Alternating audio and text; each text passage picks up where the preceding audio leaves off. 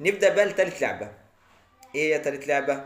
اسمها لعبة التقمص، تمام، والمبالغة في ردود الأفعال، والقمص بمعنى أصح، اسمها القمص، تمام، والمبالغة في ردود الأفعال.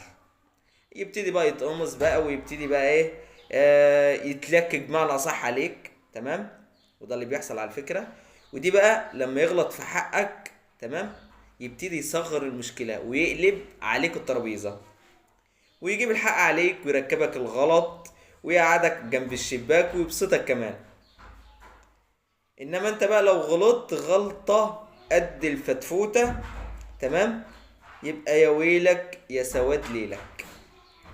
هيجلدك ويأنبك، ويجيب ناس تأنبك كمان، ويبقى قموصة قوي بزيادة، ويطلع عينيك عشان ترجع انت